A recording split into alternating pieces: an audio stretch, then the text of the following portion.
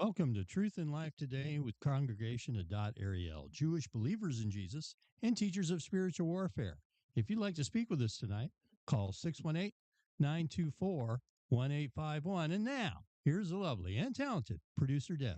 Welcome to the Truth in Life broadcast, where we do our best every week to bring you a biblical perspective of the things we see going on around us and the headlines around the world in the same tradition established for this program by Rabbi Moshe Lori. I am indeed producer Deb, sitting solo at the table tonight. Microphone me. This is Jim, and once again, everyone, if you have any questions or comments, feel free to give us a call at 618-924-1851. Our friend Richard couldn't join us this week because he had what's called an upper GI, and his doctors told him, I don't want you driving for 24 hours. And so what does he do? He goes out and gets on his mower and mows the yard, and then he starts having a few little from that. When the doctor said he didn't want him driving, I don't think it was the best time for him to be on the mower. So he needs to rest and recoup. And so say a few prayers for Richard, and in one of those prayers include wisdom. Oh, you got to know a guy's psyche. It's like I'm sitting on a mower. It's not like I'm pushing a mower or walking behind one. He wasn't a pushing a car either, and his doctor said don't drive. Well, this is true. So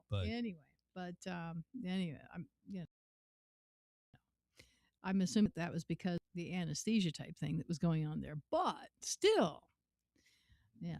So anyway, well, hopefully that we're hoping Richard will be back next week and be able to join us and give us his witty comments and commentaries and things that he does, right? Lord willing, as he says. Had an interesting day. I went to my friend Brian's memorial or celebration of life, my tax guy. And you've heard people talk about little God winks on things. Interesting. He was a tax guy. He did my taxes, but as they said often here in the memorial, you'd go in and you maybe talk about your tax situation for 5 or 10 minutes, and then you would sit and talk the rest of the time, maybe an hour or longer, just talking with Brian about anything. And he had a great love for music. One of his friends had told about when they were young kids, that Brian had said to I guess they were maybe 11, 12 years old. And Brian said, I got a couple new 45s. And his friend said, what's a 45? Yeah. And Brian was horrified. And so he said, he began to tell me exactly what a 45 was, and a 33 RPM and a 78, and how you put them on the record player, how you choose the numbers, and all that stuff. So, and that was funny.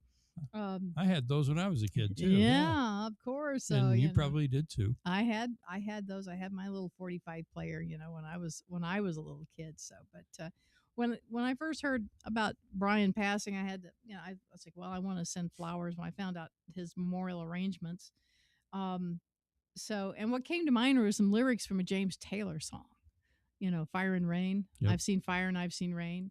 And I've seen sunny days that I thought would never end. And I've seen times when I could not find a friend, but I always thought I'd see you again. Yep. And that's what I put on the card. Well, like I said, God winks. I went into the service today, and they were playing music while we were all wasn't really paying too much attention to it as we were going up through the line. And the last song before the service started was a James Taylor song. Not that particular one, but it was a James Taylor song. Right. I said, well, that's interesting, And I guess somebody else had mentioned, and they're talking about music and Brian, and mentioned James Taylor, and then I think it was his brother talking about Brian's favorite scriptures. I mean, Brian was he was a Christian, gave his life to the Lord when he was like 12 years old in the first Christian church in Heron, they said, and tried to live the life as close to a good Christian as he could. And everybody kept saying, he was a compassionate person. You would talk with him, but he would listen. Mm-hmm. And he would try to help people, or at least try to be positive to them and a positive influence, or to lift them up. And that's the way he approached his life. Well, I was reading today, I tell you, I have that little calendar I get every year to read through the Bible in a year, Yeah. right? Mm-hmm. And so today I was reading through my scriptures, and I read it's got the what we call the Torah, or the Old Testament, and it's got the something from the Proverbs and something from the Psalms, and then you have the New Testament reading. We sometimes in the congregation we call it the Brit Hadashah, but we have our New Testament reading. And I read my scriptures today. They were from you read chapters in Galatians, and this was Galatians 5 and 6.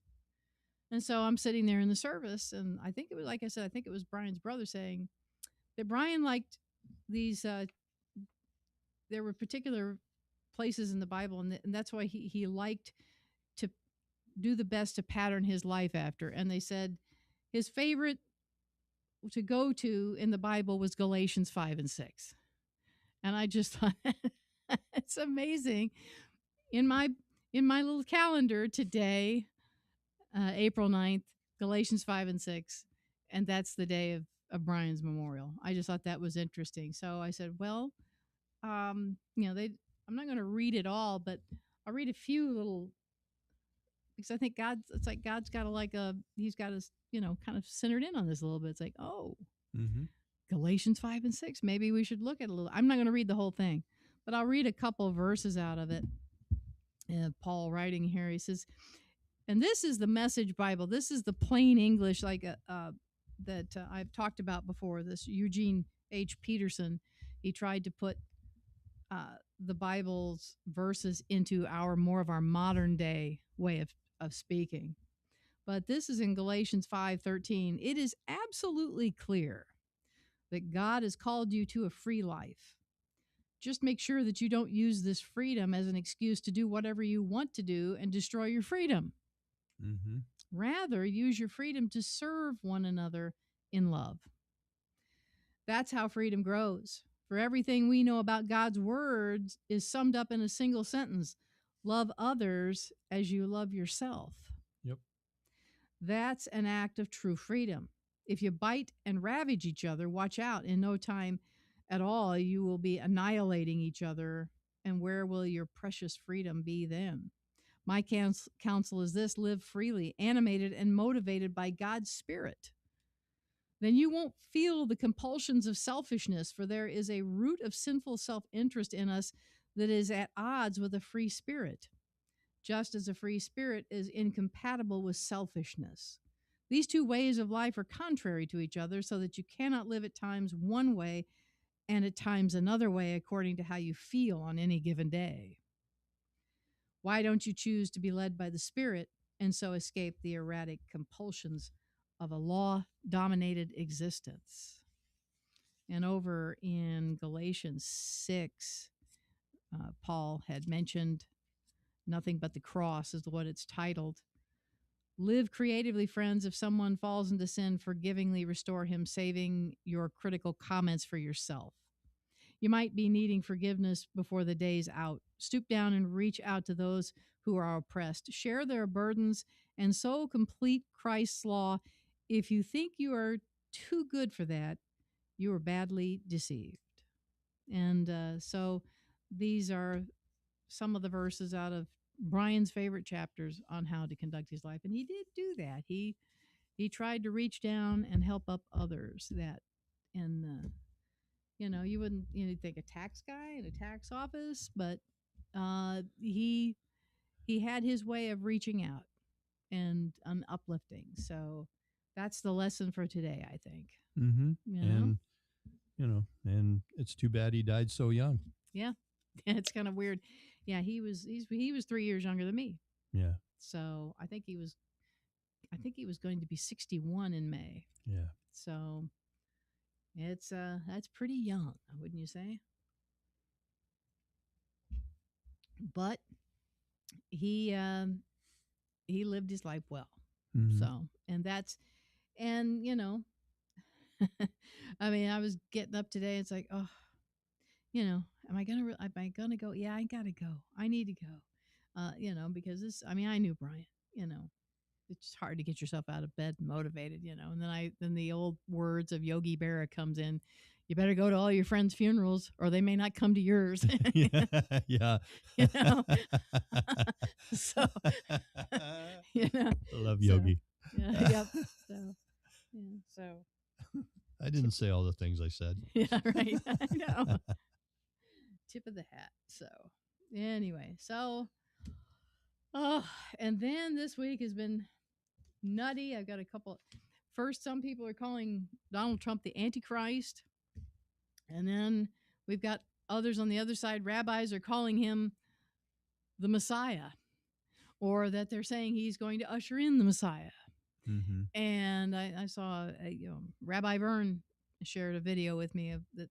They played a video of a rabbi here somewhere here in the United States, talking about in the Bible it says that if a person's going to be a servant to someone else and they choose to be out of their own free will, that you're to take an awl and poke the awl through their ear and i- into a wall or something. I don't know how they explain how to do that. And then forever you are a slave to that. Well, they were saying that God clipped Trump's ear, and so now he is forever, a servant to the Lord, to God. Yeah. And they're saying that may he's they believe, and they have the dates, I think October 2nd of 2027, something about 1,167 days, and all of these things that they believe that he's going to usher in building the next temple.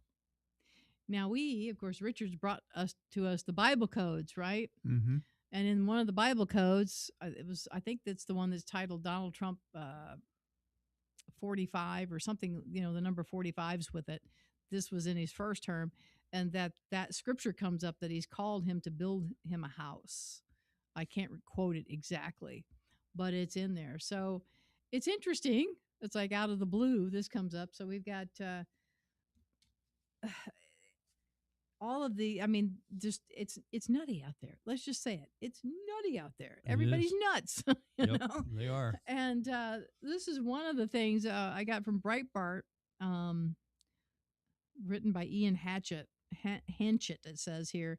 On Thursday's broadcast of CNN's Situation Room, Representative Yazamin Ansari, Democrat from Arizona, never heard of this person, by saying that there are many Republicans who were once avid supporters of President Trump, from Tucker Carlson to Marjorie Taylor Greene to Candace Owens, Nick Fuentes, and many on the far right, in addition to Democrats who have called for the invocation of the 25th Amendment and who have called for his impeachment.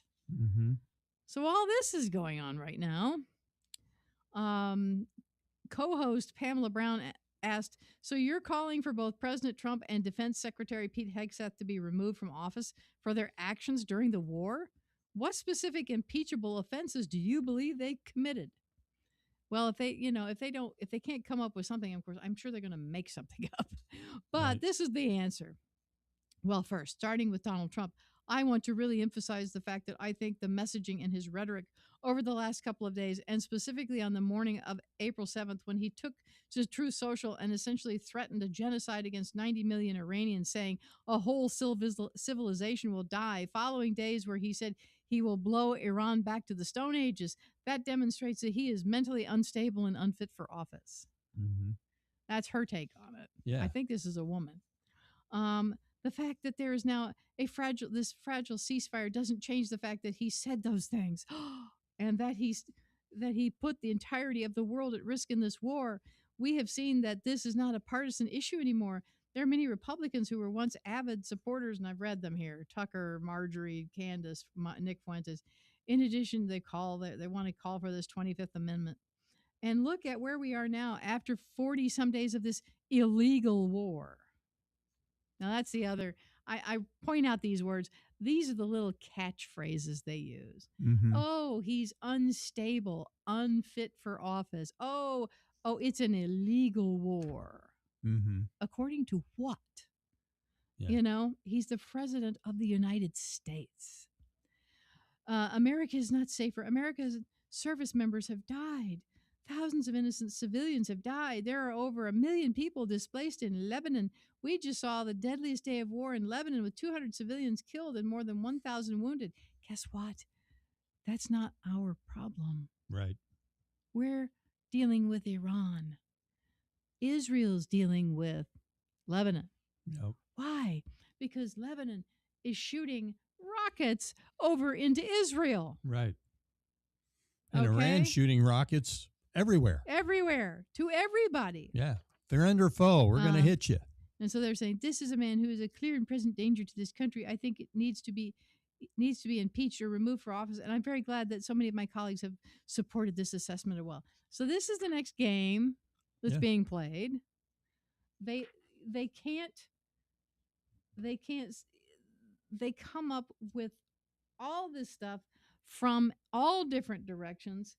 Yes, President Trump threatened all hell and brimstone down on these people because that, unfortunately, is the only thing that these knucklehead nut jobs in charge of Iran will listen to. Mm-hmm. Oh, he tried to get them to negotiate. He'd offered them, well, it would be better for them if we negotiate. And what were they doing? Nothing. No, they were, if you followed what they were saying, oh, we're winning the war and we're, and all this PR stuff that they play that is all of these lies, and they were putting all of this stuff out. They weren't coming to the table negotiating. Yeah. So President Trump threw one of the biggest temper tantrums, I guess you could ever say, that they would understand. Mm-hmm. And guess what? Well, now we'll do a ceasefire. Mm-hmm. It's the way he finally gets to a place of where the way he has to talk to them, only way they'll listen. And these dummies can't figure it. They have yet to figure out what goes on. He put the X post out there. I was seeing all of these people making comments of the stuff that he was putting out. He put out on Easter Sunday. Oh, this is terrible. All these Democrats on Facebook. Why can you believe a president would say that? It's like he didn't post that for you. Right. He didn't post that for the people of the United States. Nope. He uses Truth Social, and I don't think it was X. It was Truth Social. He uses that to talk to these people. Right. That's how he gets his message across. I guess they know who they're negotiating with now. It's unclear that, when the ceasefire happened, there were still rockets going off. It's unclear that anybody that's left is actually able to communicate with each other. Right. Because here we have the Democrats. They're sitting over there saying, we are losing the war. We're losing the war. It's like, no, these people have been bombed into an oblivion. Yep. They can't even communicate with each other. Nope. And of course, they impose their own blackout on the internet. Yep. But I guess they have some means of, maybe it's pigeons that they communicate with each other. I don't know how they communicate. Tin cans with string. Maybe, but he makes his inroads the way he can. Well, so there's the reason he's talking the way he is, folks, is that's the only language they understand is tough talk backed up by a gun. Mm-hmm. And when you think about it, that's the way they treat each other. And if you think about it, folks, that's the way it was in the United States 50 years ago. People don't get held accountable for anything anymore. Nope. I sent producer Deb a video today of a woman who got onions on her burger and tore up the back end of a McDonald's. The whole kitchen just went through and just started throwing stuff down. It's online if you want to watch it. Right. 45 years ago, I was working at a 24-hour. I used to go around and I used to open fast food restaurants, 19, 20 years old. And a couple of guys came in drunk, and they decided they were just going to rob the place. And they jumped over the counter, and another guy and I held them while somebody else called the cops. We just threw him on the floor and held him. Now, he held his guy a lot better than I did, because after the police came in, it's like, boy, you guys got this under control. And, blah, blah, blah. And I said, they jumped over the counter, announced what they were going to do. And here they are, Mm. And I got up, I was all winded and out of breath. And he was like, you all right? And I was like, how did you do that? But anyway, I won't show you what he did compared to what I did, but the way he did it was a lot easier. But my point is that the police came in and nobody said a word about it. I mean, they were disturbing the peace. They were behind the counter. That was the boundary. That was enough. Yeah. That was the boundary. And now you can just go and do anything to anybody. And the people that worked there didn't bother touching her because they were afraid they were the ones that were going to be arrested Yes, at that McDonald's today. They would get in trouble if they did anything. Right. And it's the same way if somebody got into your house right now. If somebody gets into your house, you better kill them, because if you don't, they're going to sue you. Right. Yeah. I mean, we talk about Democrats. Oh, he's saying this, he's saying that. I'm saying, what's this world coming to when you can't defend your property? Right. Yeah, you have to think, you have to think like a lawyer in life and death situations. You got to have it pre-planned. Yep. If this happens, I'm going to do this. If this happens, I'm going to do that. Mm-hmm. And because if you don't, people are just going to walk all over you. Yep. Yeah, this is the time we're in. Evil is called good, and good is called evil. Trump's called the Antichrist, or he's considered. No one seemed to be calling for the 25th Amendment with the previous administration, and we saw, pretty good examples of, why it should have been. They joke about it now and call it the auto pen. Right. But Joe Biden was not running this country. Somebody else was. Exactly. Is right. anybody going to pay for that? No. Unfortunately, I don't know how investigations are going into that. Even if it is investigated, even if it's proven, and they say it, nobody cares. Like you said, there's no ramifications anymore for misdeeds. It's all nobody's held accountable. It's all about the good old boy network. Obama's back channel just got exposed this week. That for the shadow government that apparently he's been pulling over the last 8 years. How is he going to be held accountable? Yeah, from what I understand, he's trying to undermine Trump over in NATO right now, and all of that stuff. And he was doing it during the first during the first term. Mm-hmm. So if the thing about it is, folks, if they can't defend the United States, guess who's going to have to? Because we've got Islam running rampant in this nation. Mm-hmm. And do you think the government's really going to do anything about it? They haven't so far. Well, it's just I heard last night I believe it was last night on Laura Ingram's program, they were talking about Florida. No, I know who was talking about it. I think they played some clips from Laura Ingram. That's why I was getting confused. Flashpoint was talking about it. Mark Meckler was on Flashpoint. I think he was on. Now I get confused because I play back different programs from different times of the week. Probably was Monday night's Flashpoint program. And Mark Meckler was one of the guests. And they were saying, well, that's great. Florida has come out, and the governor, Ron DeSantis, he signed the anti-Sharia laws there. Right. They've passed legislation, anti-Sharia. And so what do we think about that? Well, that's great, but they're one step ahead of the game.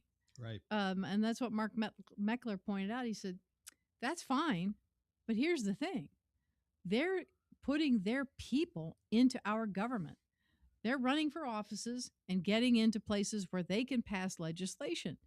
And okay, they won't pass Sharia laws. Right. But they'll pass the same thing under a different name. Just like a Democrat would. They'll call it something else. Yeah. Oh, they're going to try to ram down our throats what they want. Right. Which we would call Sharia laws, but all they have to do is rename it to something else, and they can try to go ahead and pass it anyway. That's correct. So it's like you can't stay ahead of them fast enough, but we have to. Right. We have to become more diligent. Our ears have to be open to what's going on around us, and sometimes that's difficult. Right. And if you know about something and you say, "Well, I'm sure everybody knows about it," maybe they do and maybe they don't. I mean, I'm having trouble finding out everything anymore, and I'm do this every week. I'm looking for stuff. I'm in a situation where hopefully, like, if somebody knows something, they'll notify me and tell me about it. A few of the people with our program, send things to me. It's like, oh yeah, I knew about that, or no, I didn't know about that. So, but if there's something going on where you live and it's like it's concerning, then maybe you need to step up and tell your local officials and say, hey, look, are you guys aware of this? Are you on top of this? Do you know your local people to even talk to? Mm-hmm. Do you know who the people are? It's like right now, I can't really tell you the people up the chain towards Chicago that are putting all of these laws in. Now there are some people posting on Facebook that I find out the laws that they're proposing, but it's like, well, who did that? That's the sneaky little thing. They won't put their names on it. Yeah. Oh, they're going to pass this measure, bill such and such with this number on it. And now we're going to do this. It's like, well, who proposed that? Right. Where'd that come from? And now we're going to have to pay these taxes. They've just passed. Well, Pritzker did this.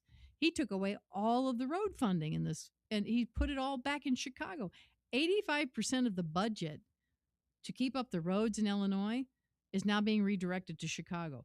The rest of the entire state only gets 15% of the budget. That's correct.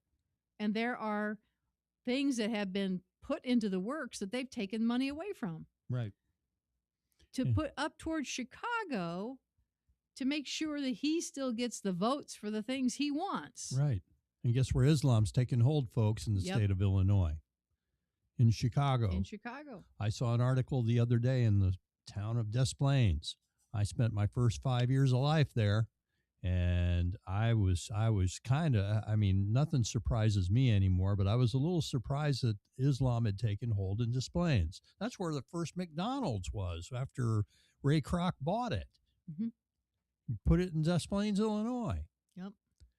Oh, they're everywhere, and their goal is particularly if you're in a red state and you say, "Oh, we're good in a red state," Right. That's where they're targeting, and they're going to make sure that they're going to get involved in your schools, in running for heads of school boards. They're going to be running for city government positions. They're going to be everywhere. Right. They have infiltrated, and the goal is take over from the inside out. They're not, like I keep saying, they're not going to run planes in buildings anymore. Nope. I don't believe that they have any interest. Everybody's been nervous about Iran, sleeper cells, doing violent acts. I don't think that they want to do that. That's not what they want to do.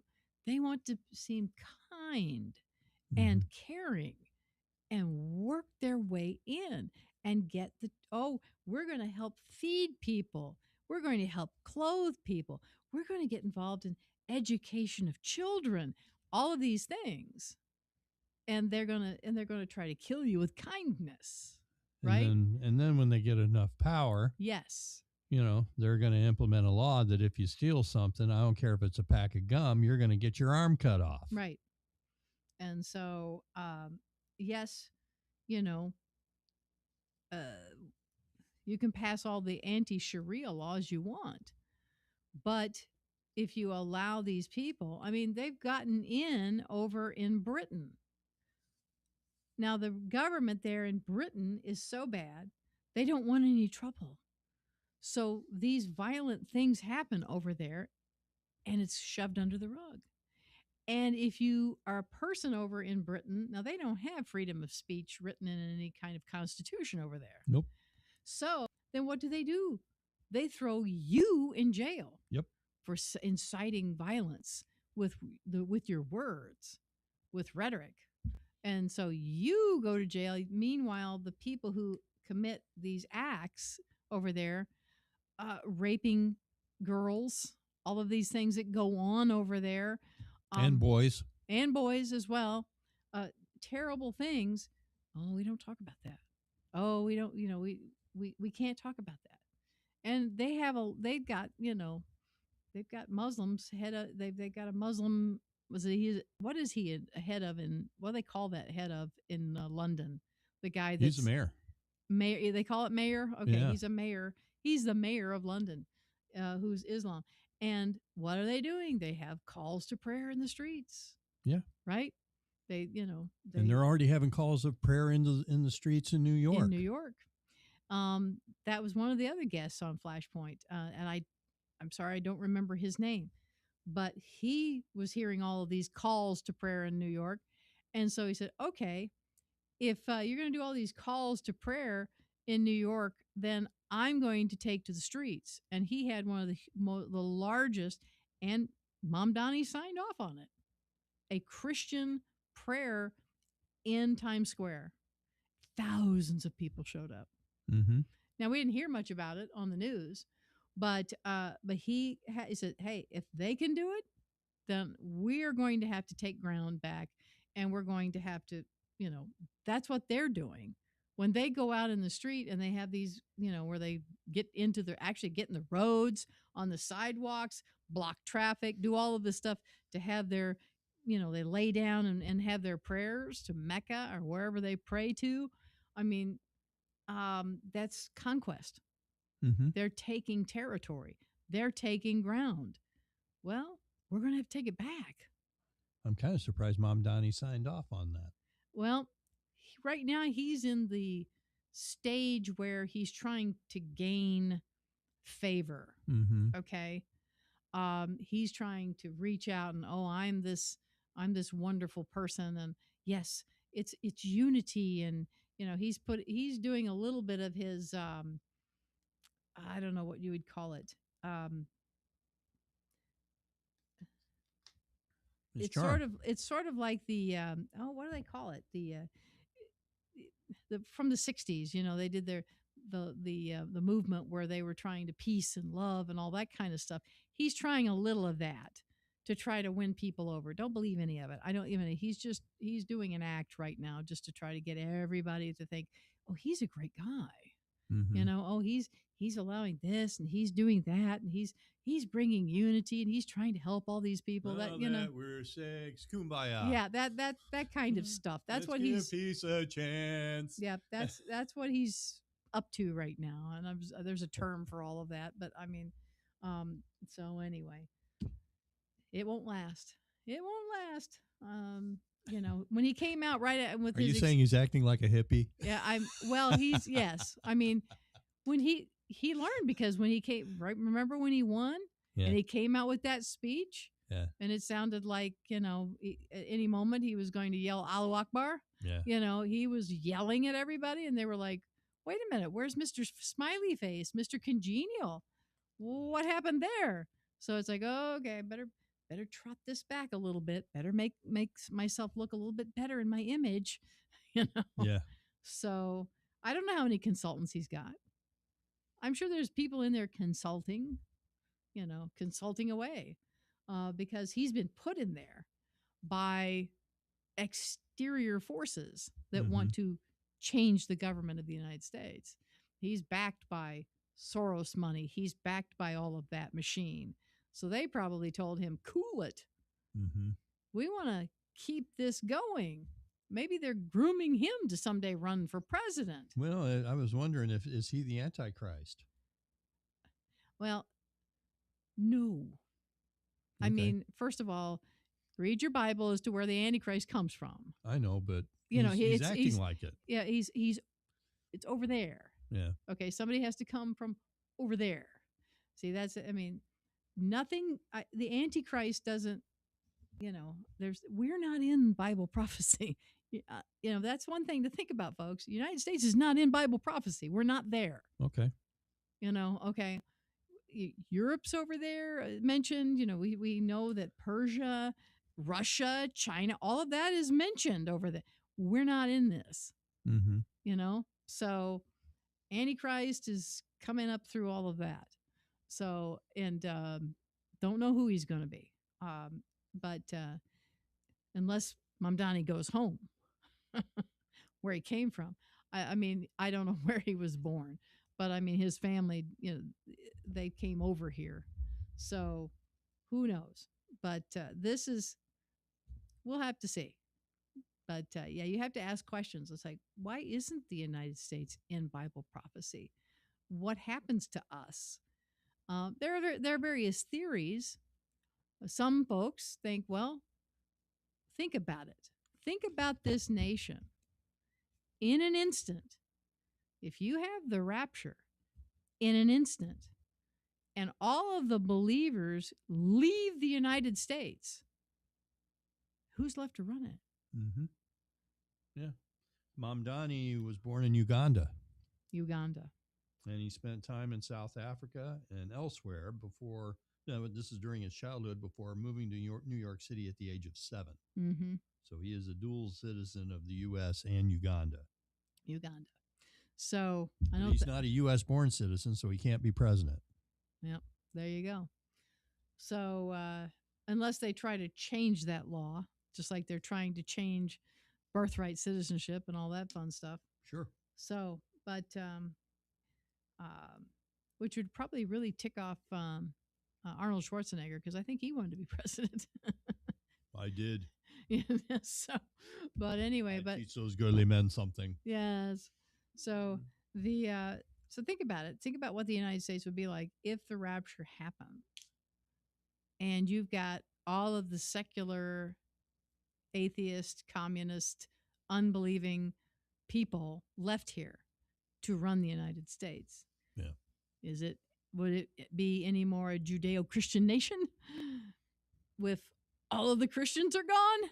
Well, Obama said it wasn't a Christian nation anymore. I mean, well, the only thing that holds the glue together is those of us who are left here who are, praying that God operates and God has his, will to do what he wants to do through, we have that responsibility to keep those channels open and to pray and bind and loose and all of that and try to fight the demonic and the strongholds and all of that. That's what we're supposed to do. We're here and we're supposed to stand our ground.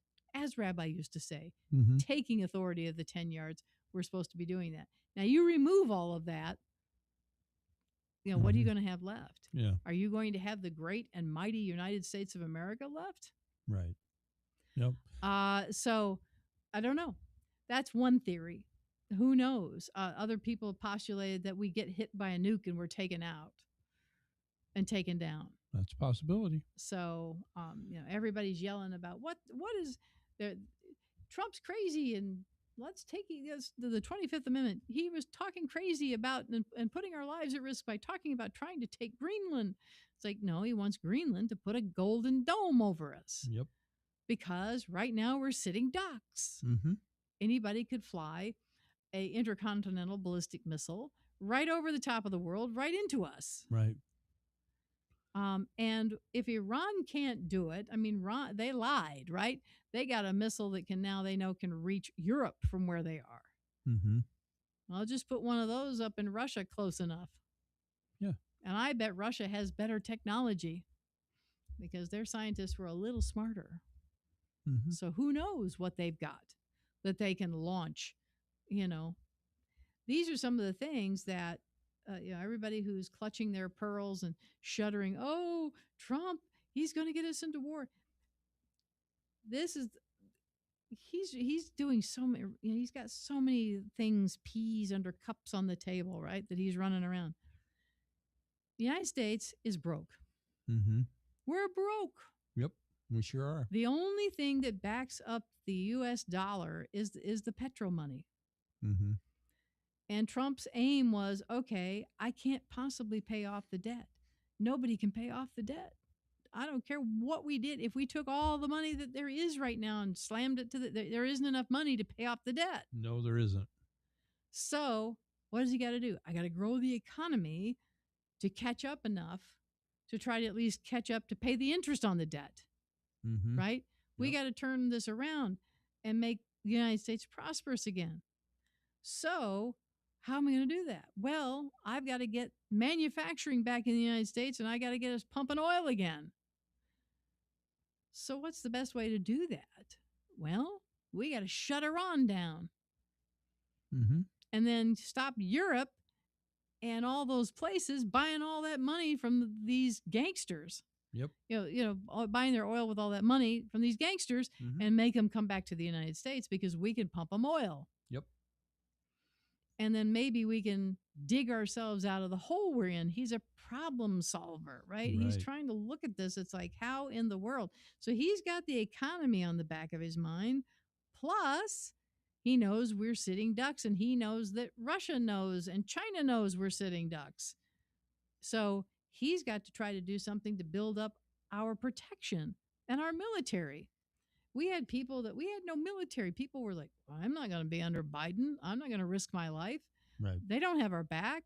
Nope. Just like what they're doing with ICE right now. You see what the Democrats are trying to do with people who are just trying to uphold the laws that were already passed. Mm-hmm. They're trying to say that ICE officials are criminals and trying to throw those people in jail who are just trying to uphold the law. Right. So all of this stuff, so they're trying, he's got so much on the table right now, like I said, and he's trying to keep the ship afloat. Let's put it like, right the ship, as they say. Well, he's just trying to keep us above water and he's trying to plug the holes that are below deck as fast as possible because we're sinking. Right. And so he's got a lot of things that he's trying to turn around.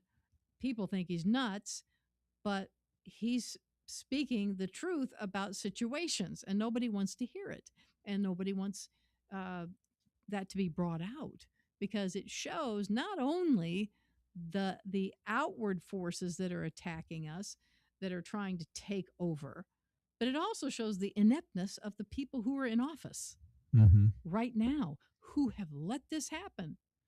Not just Democrats, but Republicans who should have been in there and watching things and standing up and speaking out, and they didn't do it. They let it all go. And no matter how you think that looks, folks, no matter how you feel about Trump, it makes Trump look good because he's the only one in the situation who has common sense. Right now, everybody's like, "Oh my gosh, he's going to pull us out of NATO. Oh, it's terrible." That'd be the best thing. It'd be the best thing that would happen. But what has he done? His whole presidency has been to expose things. And what has he said? He's mad as all get out right now at them. Yeah. Because he said, when it came down to it, you were useless. Right. You didn't stand up. I've got a story in here somewhere about this, but you didn't do, and you didn't. They wouldn't let us use our own bases right. in their countries. Yeah. And so now he's thinking about pulling them all out. Yep. And it's like, okay, you aren't going to come through when we need you, and we not even letting us use our own bases to launch from. And so he said, I understand. He's exposing all of the greed and the corruption and the apathy and the nonchalantness and they expect us to come in and help them, but they have no interest in returning the favors at all. They're just spoiled children. Well, and part of it is because they're being taken over by Islam too. Yeah, and they're afraid. Yeah. Well, that's just like, Rabbi and I sitting around back when we were having this program on Saturday mornings out of his office. And he was talking about how education had been corrupted. And I said, well, we've lost education.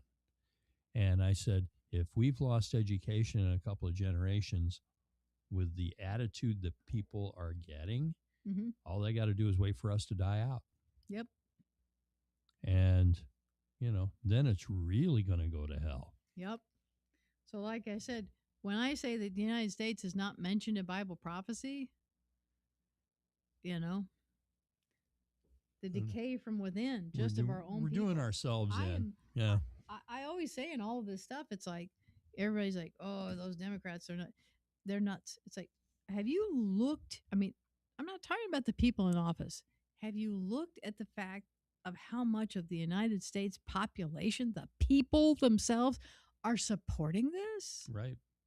And they're not You just know? Democrats. Nope. I mean, and the Republicans are following them just lockstep. Yep. I mean, the Nazis are marching, and people are just getting in line. And it doesn't matter what your party affiliation is. It's just it's a corrupt thinking that it's a brainwashing, is what it is. Mhm. It's a brainwashing. Yep. And it's you've got to really, really discern now. Again, it's what I've been saying that I've heard for the past 3 years now. Maybe that's what I could say. The Lord saying, "Get close to me. Listen to the Holy Spirit." You're going to have to, because the sources that you get information from are so corrupt. I mean, I have to really scour things, and I don't know if I'm doing the best job in the world, because it's really hard to tell sometimes. Right. Should I not believe this? What in the world? So, the biggest disappointment on the planet right now is Tucker Carlson. Yeah. I mean, he was brilliant on Fox News, did some of the most amazing work, and it was a total sham. Right. Was he just being run by the producers of the program? And he was a good, he could go out there and read the lines well, Mm-hmm. just like, what's his name that on CBS? I keep wanting to say Dan Rather, but it was his Walter predecessor, Cronkite. Walter Cronkite, right? He could read the words really well, but it was no more his political beliefs. Nope. And so he was almost a communist. Yeah. So Tucker Carlson's become the Walter Cronkite of this generation, I guess. He's coming out and revealing his insanity, his true nature, unfortunately. And, Candace Pray for Owens, these people. Yeah, I mean, Pray for these people. They've been totally taken over. They're claiming to be Christians. And it's like, and they're saying the things and doing the things they're doing. It's like, ooh, deception. Deception has come big time there. But this is a story from the Jewish News Syndicate by Joshua Marks. American military forces, ships, and aircraft will remain deployed in and around Iran until a real agreement is fully implemented. And that is what U.S. President Donald Trump said on Thursday. The U.S. military is loading up and resting, and its next action would be bigger, better, and stronger than anyone has ever seen before. I know that's our president. Doesn't he always say that? If the deal is not complied with, Trump wrote on his Truth Social media platform. He added that the agreement prohibits Iranian nuclear weapons and ensures the Strait of Hormuz will be open and safe. A 2-week ceasefire has paused 40 days of war following Trump's ultimatum to reopen the Strait of Hormuz and launch talks toward a broader deal. Trump said on Tuesday evening that he agreed to a double-sided ceasefire with the regime in Tehran after talking to the Pakistani Prime Minister and Field Marshal, who requested that I hold off the destructive force being sent tonight to Iran. If the Iranian regime agrees to the complete, immediate, and safe opening of the Strait of Hormuz, I agree to suspend the bombing and attack of Iran for a period of 2 weeks. This will be a double-sided ceasefire. Trump said the reason for doing so is that we have already met and exceeded all military objectives and are very far along with a definitive agreement concerning long-term peace with Iran and peace in the Middle East. We received a 10-point proposal from Iran, and believe it is a workable basis on which to negotiate, Trump said. Almost all of the various points of past contention have been agreed to between the United States and Iran, but a 2-week period will allow the agreement to be finalized and consummated. Then, of course, the deal comes after he had threatened them. But that's where we're sitting right now. And so immediately, first of all, the Democrats, the leftists, the commies, whatever, who all was over there, Tucker Carlson and his crew were saying, Trump's the Antichrist and he's taking us into World War III kind of thing. And now that he's agreed to the ceasefire, now he's a coward. They're calling him the taco. Mm-hmm. So it's like, which ways do you want it? They don't want it anyway. all they can do is come out and hammer Trump. Right. So, as I have said before, I think most of what they're doing, whether they realize it or not, is treasonous. They are acting against the interests of the United States. They are, puppets for Iran. Mm-hmm. So if you're, what is the woman that during World War II, the Japanese woman that would Tokyo Rose. Tokyo Rose. They're the Tokyo Roses. Propaganda. Yeah. They're the Tokyo Roses of today. Yeah. They're just propaganda machines. Yeah. So here's another one by the Jewish News Syndicate. U.S. President Donald Trump said on Wednesday that Tehran will not possess enriched uranium and that together with Washington, they will dig up and remove all of the deeply buried nuclear dust. He calls it nuclear dust. So, posting on True Social, the president said that the reportedly 440.9 kilograms of uranium has been under satellite surveillance since Operation Midnight Hammer in June. Nothing has been touched from the date of the attack. And sanctions relief with Iran, Trump wrote. Point and agreed to, he added, referring to the plan presented to Iran by the United States to end the conflict, which started on February 28th during a joint U.S.-Israeli preemptive attack on the Islamic Republic. Iran, on the other hand, proposed its own 10-point plan, which is a workable basis on which to negotiate, Trump stated on Tuesday. I think they said actually what Iran has put out as their 10-point plan is ridiculous. Yeah. So Trump was just being nice. Mm-hmm. The sides are expected to meet in Islamabad, Pakistan later this week to begin negotiations. So now, interestingly enough, Mike Pence pops up and he warns J.D. Vance to avoid Obama-style Iran deal as nuclear talks set to begin in Pakistan. Interesting. Mm-hmm. Former Vice President Mike Pence warned the Trump administration not to repeat the mistakes of the Obama and Biden years as officials prepare for talks with Iran this weekend. Pence joined Fox and Friends Thursday to praise recent military successes, but cautioned that Vice President J.D. Vance and Special Envoy Steve Witkoff must demand the unconditional abandonment of Iran's nuclear program. The last thing we want is another Iran nuke deal, Pence said. The president and I got out of that deal back during our administration. We put a maximum pressure campaign on. Biden immediately returned to office and went back to the politics of appeasement. My goodness, that's one of the most reasonable things I've heard Mike Pence say in a long time. Yeah. Former Vice President Mike Pence delivered remarks during a demonstration against the Iranian regime organized by the National Council of Resistance of Iran on September 6, 2025 in Brussels, Belgium. So this is maybe an issue that he's been looking at for a while, right? Watching. Mm-hmm. And so now he's popped to the surface. Vance and Witkoff are headed to Pakistan for talks this weekend following a fragile 2-week ceasefire announced by President Donald Trump on Tuesday. Pence argued that the U.S. must ensure Iran halts its nuclear weapons program once opens the Straits of Hormuz and ends support for regional proxies. My prayer is, as the vice president of our nation, our negotiation team goes to Pakistan, is that they draw the line and say, that's what we need you to agree to. We hold them to that deal in months and years ahead, Pence said. He added that the U.S. military must be ready to act if Iran breaks its word, arguing the Biden administration's decision to drop the maximum pressure campaign was a major mistake. President Trump had reversed that and created the conditions where I think we have a pathway to a diplomatic solution, but we've got to have the sheer incredible force of the United States of America and our allies behind us to enforce it, he added. Vance has indicated the Iranians are open to discussions, describing negotiations being in a good spot. He noted the reopening of the strait and the ceasefire as signs of good faith, but echoed Pence's sentiment that any breach would be met with serious consequences. We obviously don't want the people of Iran to suffer, but we have a lot of leverage and that the president of the United States could use, Vance said. It's why it's so important for the Iranians to be negotiators in good faith. Well, we'll see if that happens. They are Iranian nutjobs who believe that the only way that their Messiah, their Mahdi, will come back Mhm. is to have absolute chaos and that the whole world will be on fire and that they must instigate it. Mhm. And so it's hard to negotiate with those folks.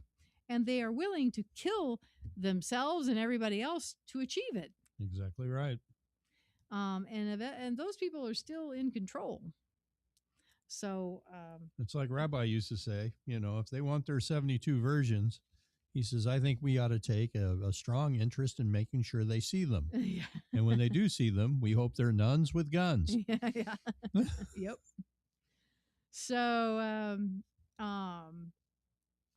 interestingly, in all of this, the NATO boss, I guess he's kind of worried about his future finances, right? Mm-hmm. He has said that the world is absolutely safer because Trump stopped Iran having its nuclear North Korea moment. You see, that's the thing.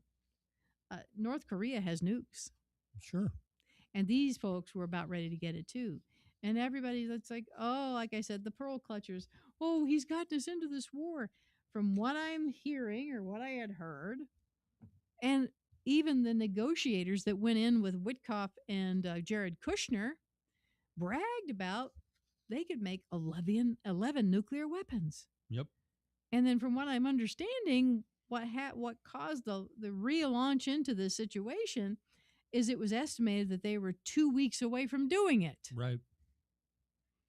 So, as everyone has said, were we just supposed to sit back and let them create their nukes? And then we would be sitting here with more little Kim Jong-uns, except Kim Jong-un is a little bit more rational. Mm-hmm. The murderous tyrant that he is, he's a little more rational. He likes to stay. He has no interest in seeing 72 virgins, right? He has no interest in a Mahdi coming back. No. He is the center of his world. So, but he likes his nukes, right? Right. So he's a little bit more rational to deal with. But these folks, they are not. So were we supposed to just let them get nukes? Exactly what they want? And then fire them at Israel? And fire them they're obviously they're firing weapons to all their neighbors because in their mindset, they are the best Muslims. They're superior to anyone else who practices the Islamic faith. They're Persian, and they believe that they are the true. This goes back to the division in Islam of the Sunni and the Shia, and they are Shia, and they think that they're superior. They're the most racist group on the planet. I mean, everybody talks about, they try to come over here and accuse the United States and people just because we don't want Sharia law. They try to include, you're Islamophobic. You've heard Ilhan Omar and Rashida Tlaib. You people are Islamophobic. It's like, no, we don't want Sharia law. But, it's like Sharia law and your religion has nothing to do with race. Right.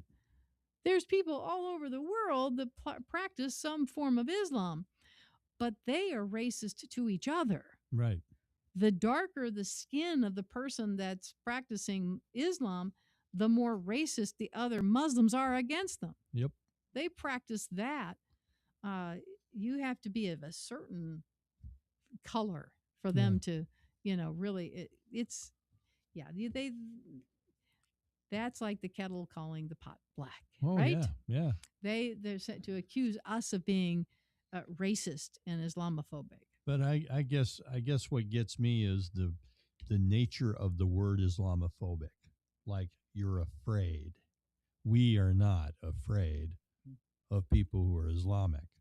We don't want people who are Islamic to practice their religion if it's the Quran to the letter. We don't want them practicing it here because that includes violence. Well, it totally goes against the Constitution of the United States. Well, it includes violence, brother. Right. Well, I mean, the Constitution isn't being followed half the time anyway. But it's like, hey, if you're going to be violent, if you're going to use the Quran to the letter, we don't want you here. Mm-hmm. Right. So that's once they keep saying that Islam is a religion of peace. It's only a religion of peace when they get everybody to convert to Islam. Then they say it will be peaceful. Otherwise, like you said, violence and mayhem will reign, according to them. They declare what they call jihad, right? Exactly right. The world avoided Iran having its own North Korea moment where endless diplomacy and talks took so long it gave Pyongyang time to build a nuclear bomb, and the world is far safer now than it was 5 years ago, Mark Rutte said. The world is absolutely safer now than it was 5 years ago because the United States took the initiative to degrade Iran's nuclear and ballistic missile capabilities, the Secretary General of NATO, Mark Rutte, said on Wednesday after meeting with President Donald Trump. Speaking to CNN, the former Dutch Prime Minister turned alliance chief acknowledged that President Trump is clearly disappointed with many NATO allies, and I can see his point, but emphasized that the large majority of NATO allies have been helpful with logistics, basing overflights for Operation Epic Fury, and NATO as a whole understands the importance of preventing Iran from becoming nuclear.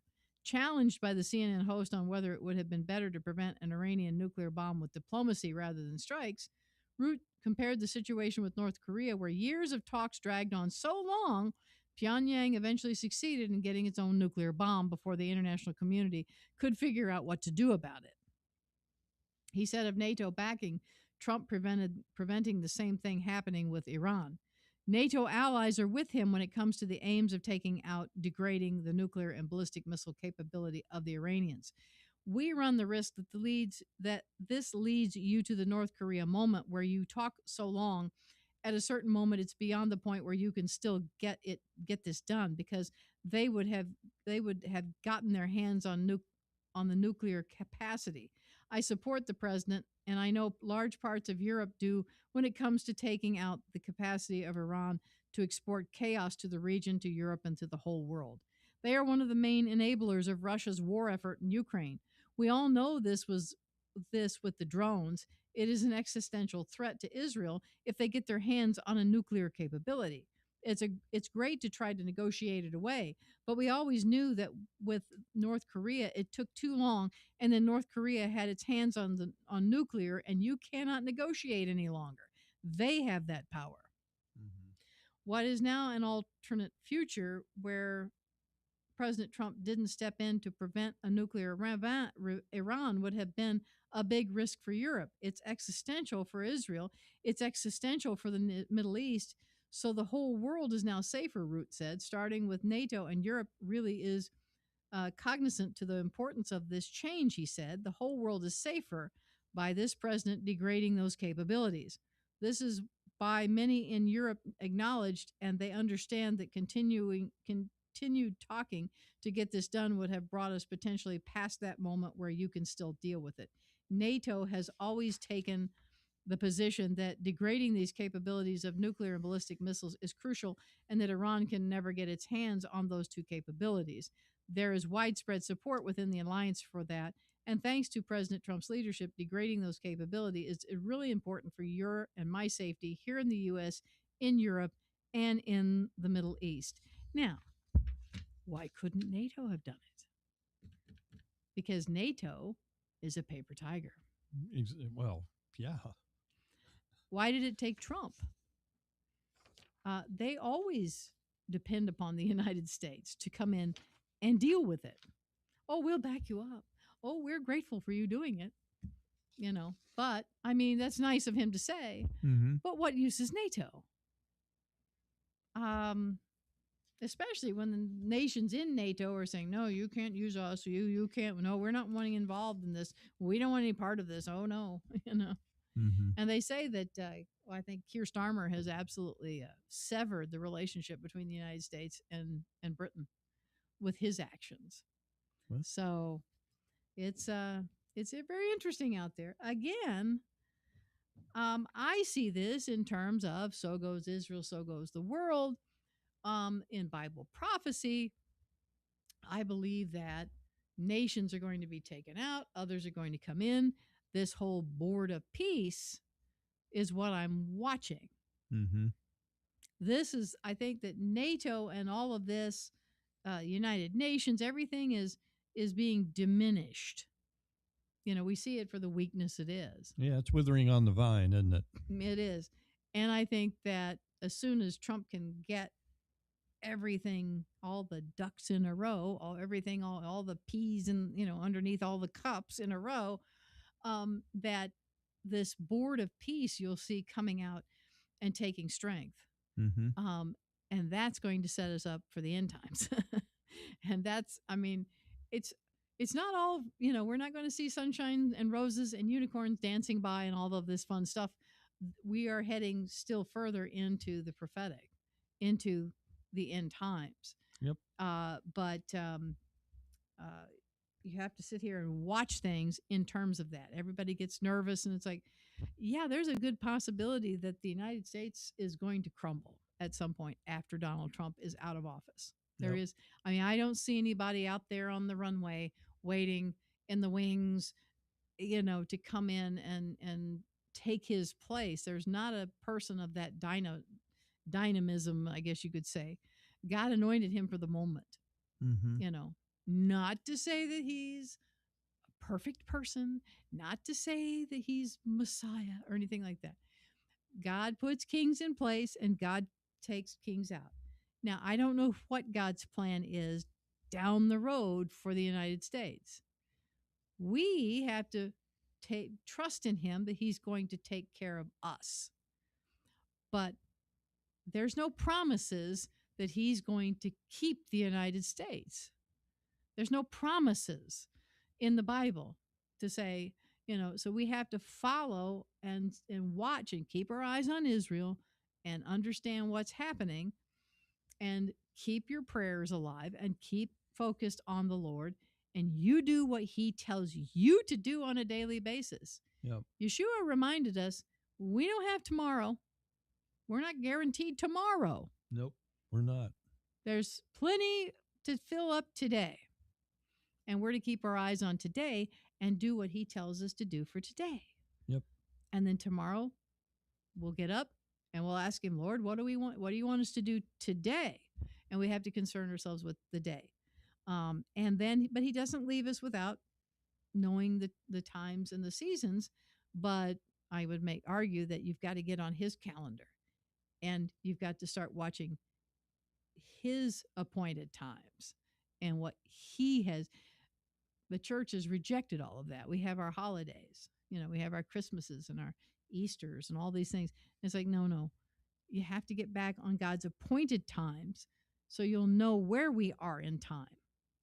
And we know that Yeshua fulfilled what we've just come through and what we're coming through now in the beginning of the counting of the Omer and headed toward Shavuot.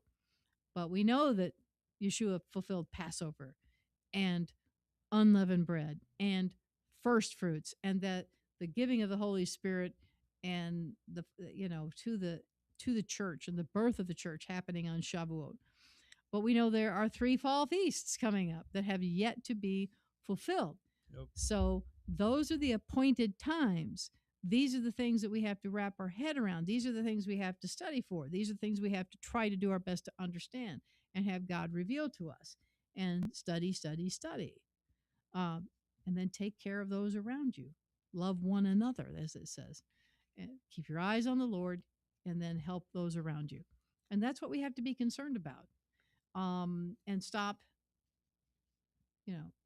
I have to watch the politics of the day. I bring you these stories to let you see some of these things, but understand that we're on this time clock that appears to be, we are getting to the end of the age and we're beginning to switch over to a new age, a new time.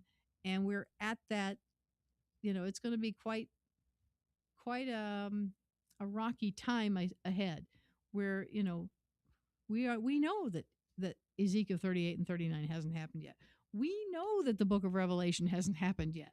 Mm-hmm. So, but, the Lord saw fit to give us this information, and then we can start looking and watching for the signs, and we won't be caught unaware. So, if we know the exact day or hour, no, we don't. But we know the season. We know the time we're in. Israel and Lebanon are to begin talks on Hezbollah disarmament and peace. I think that's the big thing that has come down today. That Prime Minister Netanyahu announced that his cabinet would begin ceasefire and Hezbollah disarmament talks with Lebanon as soon as possible in light of the current active war front between the IDF and Hezbollah and the upcoming peace talks with Iran and Islamabad.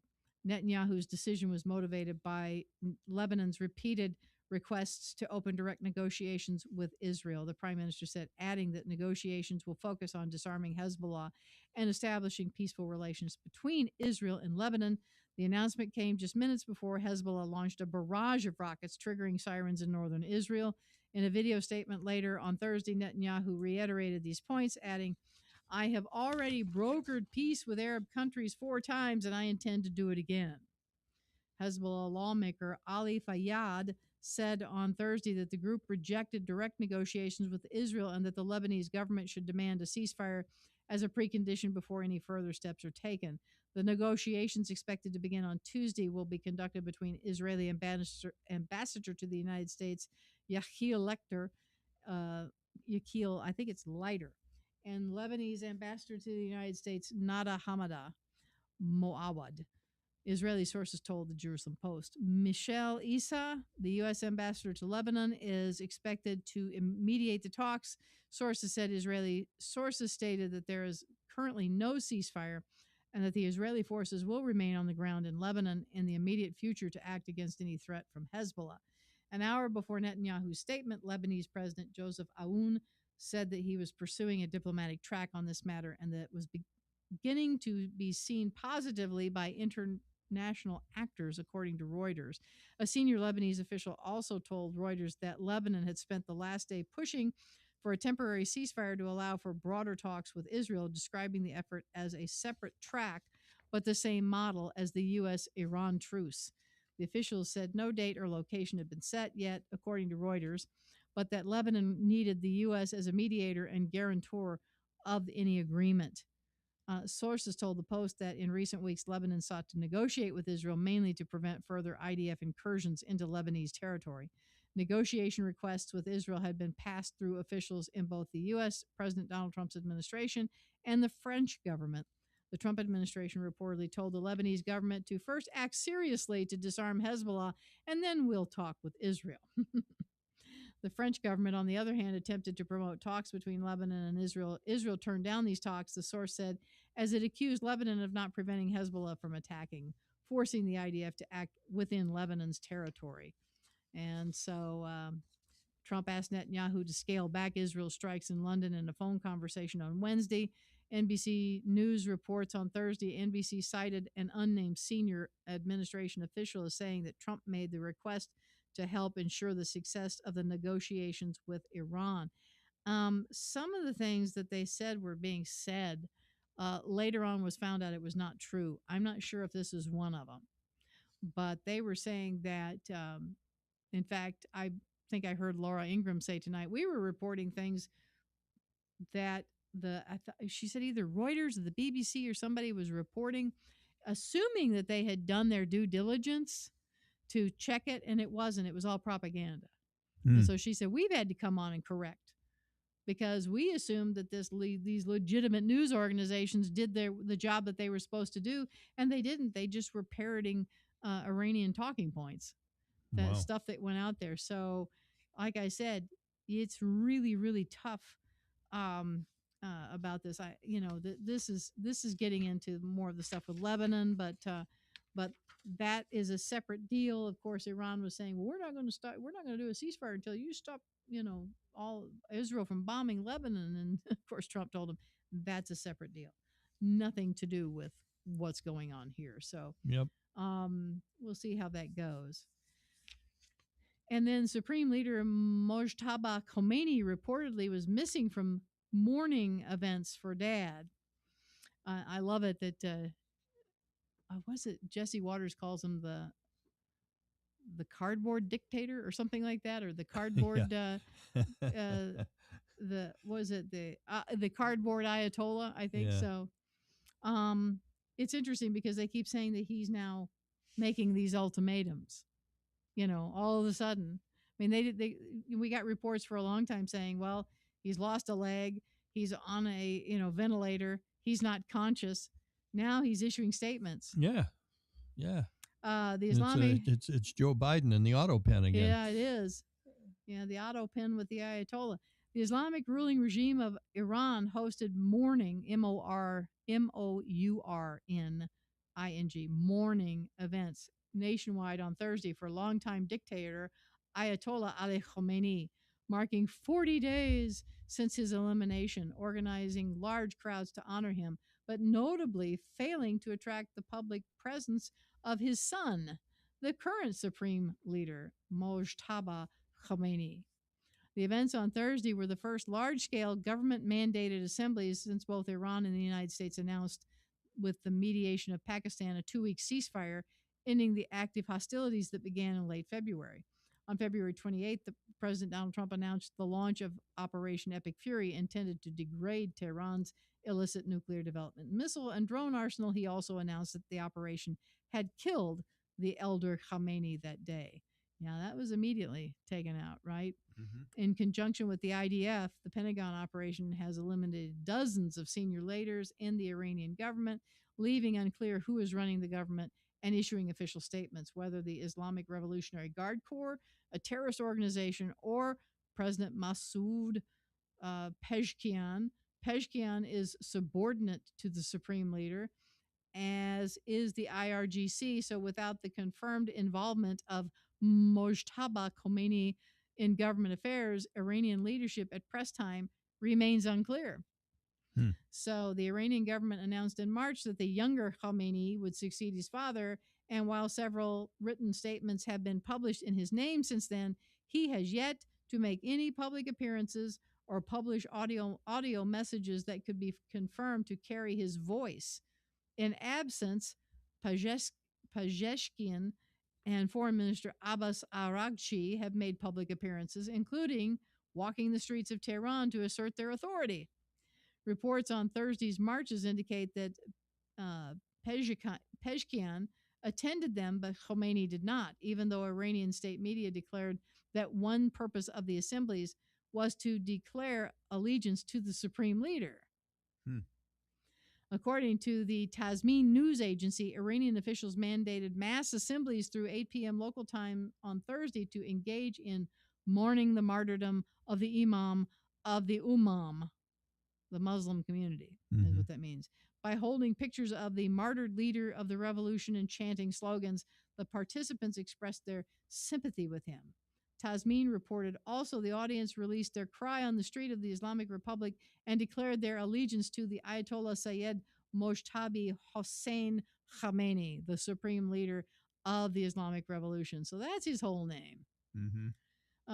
State media published videos of large crowds carrying images of the elder Khamenei and Iranian flags throughout the country. Shiite Muslims typically mark the 40th day since a person's death by visiting their burial site and praying for them.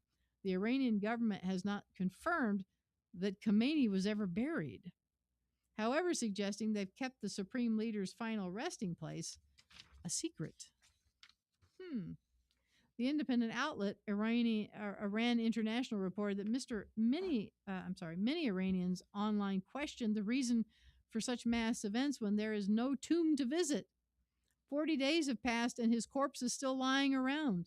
The 40th is a sacred day in Shiite tradition when people gather at the grave for a proper ceremony, but for him, none of that is possible, the outlet quoted one observer online as noting. Others mocked the regime for using a Christian church in Tehran for one of its mourning events, given its strident jihadist character.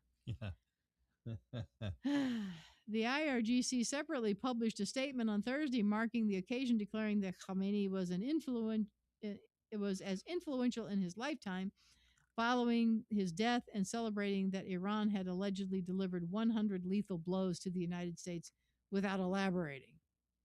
While dozens of Iranian government officials have been killed in current hostilities, the United States is not known to have lost any government officials, nor has any injuries been documented.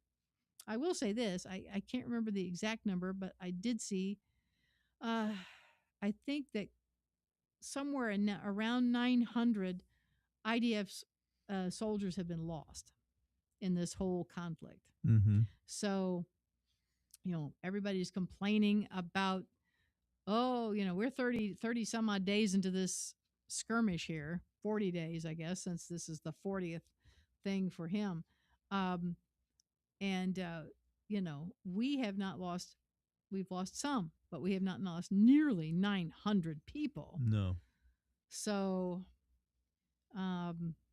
anyway, the status and whereabouts of the alleged now supreme leader has been a mystery since the elder Khomeini's demise. Following the declaration that he would be the nation's new dictator, Iranian state media published photos and read a written statement allegedly from the younger Khomeini. The Iranian government held events forcing citizens to pledge allegiance to posters of Khomeini. Again, the cardboard Ayatollah, right? Yeah.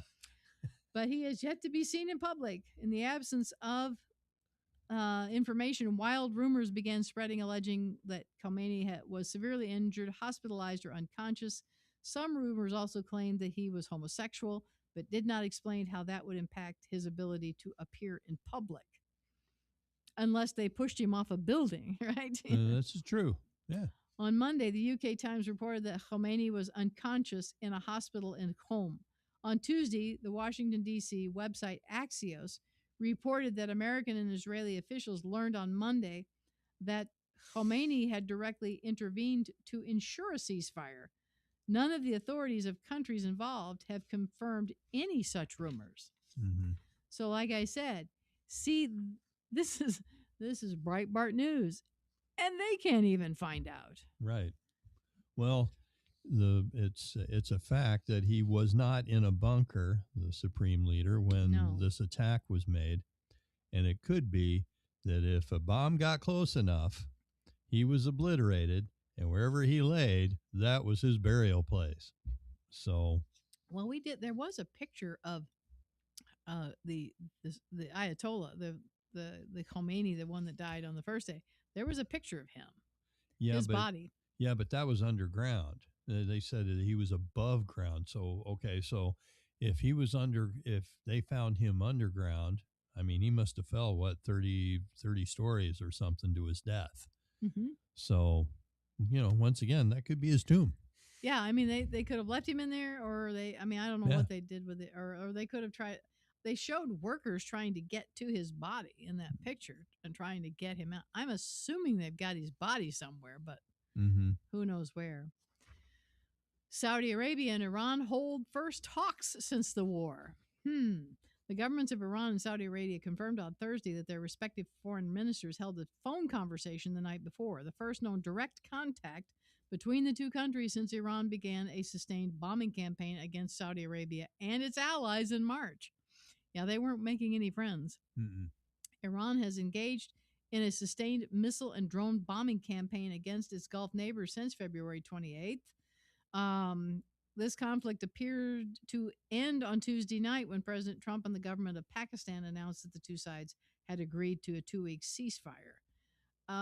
As recently as Wednesday, however, hours before the foreign ministers of the two countries spoke, Saudi authorities announced that they had intercepted another barrage of Iranian missiles threatening civilian industrial sites.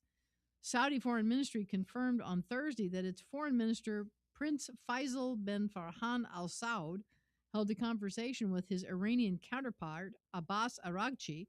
The ministry offered no details on the nature of the conversation. Oh, wouldn't you have liked to have been a fly on the wall with that one?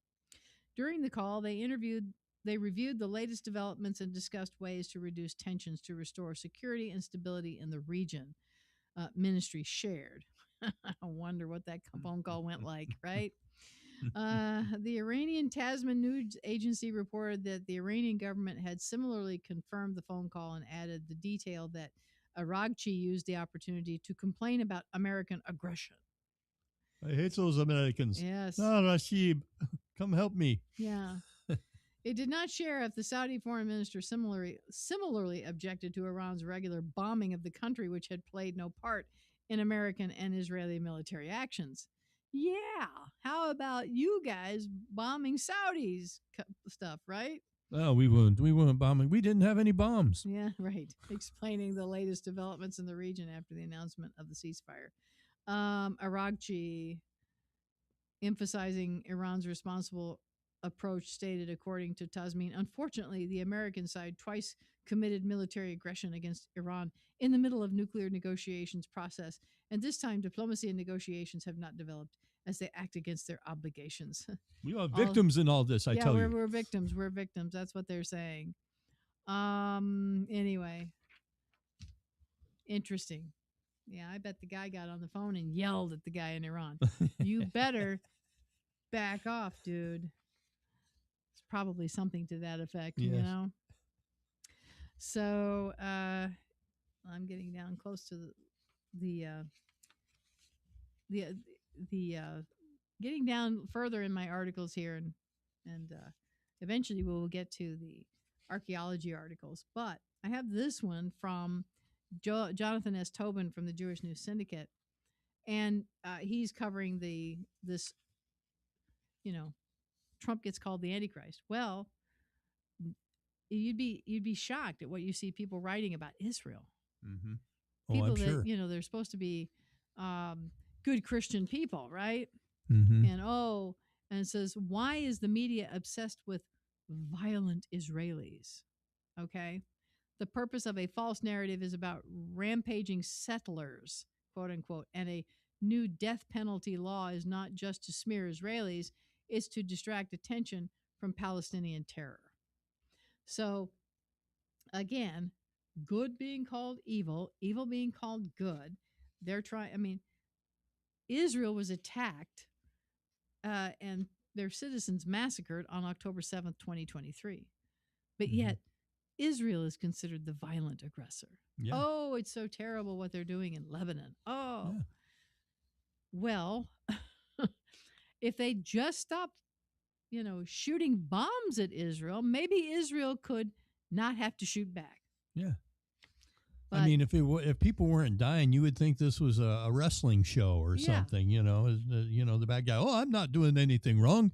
Yeah. Says here, the images from the Knesset shocked many around the world when Israeli Minister of Security, Itamar Ben-Gvir, popped a bottle of champagne to celebrate the passage of a law imposing the death penalty on terrorists whose goal is to destroy the state of Israel. He was widely condemned for demonstrating execrable taste, for which he was admonished by Knesset Speaker Amir Ohana. Indeed, the blowback against the 62 to 47 vote in favor of the measure in its final readings went beyond disgust with the always controversial Ben-Gvir. The law itself was widely denounced as an act of discrimination against Palestinian Arabs, who were, critics claimed, being singled out for punishment. The international outrage about the so-called racist death penalty law is part of a familiar narrative about Israel that has become normalized in mainstream media coverage of the Jewish state in recent years. It fits with the torrent of stories about an alleged epidemic of settler violence targeting innocent Palestinians and the ongoing effort to depict the war against Hamas in Gaza as a nonstop war crime, if not an outright genocide. As again, I said, they don't think that Israel had the right to shoot back. A claim of moral equivalence. Taken together, such coverage paints a dismal picture of the political culture of a country dominated by right wingers. It appears to all those who support the government of Prime Minister Benjamin Netanyahu, but in particular those like Ben-Gvir, who are identified as settlers in Judea and Samaria. They are seen as not merely callous about taking of life, but also as somehow the moral equivalent to terrorists and morally inferior to ordinary Palestinians. In doing so, a press that is inherently hostile to the Jewish state can dismiss the arguments about the danger posed not just to Israel, but to the West in general from the Arab and Islamic terrorism. After all, if Israelis are racists, eager to hang Palestinians and complicit in a wave of violence seeking to terrorize their Arab neighbors, then why should Americans or anyone else for that matter support the Jewish state? The genocide blood libels about the war against Hamas have worked their way into mainstream discourse, rather than being dismissed as just another anti-Semitic attempt to delegitimize Israel. Claims that the capital punishment law is racist as well as barbaric and that settlers are engaged in pogroms tolerated by the Netanyahu government are just as dangerous.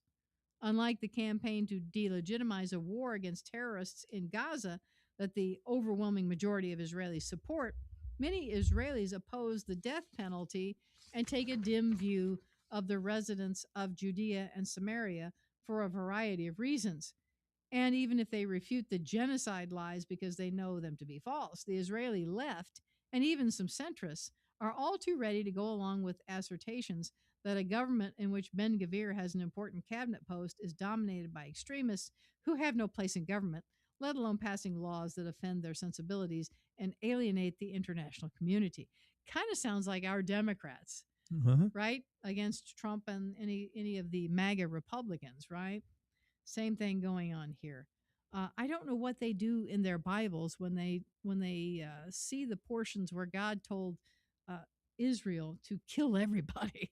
Yeah. You know, and take back the land, Yeah. right?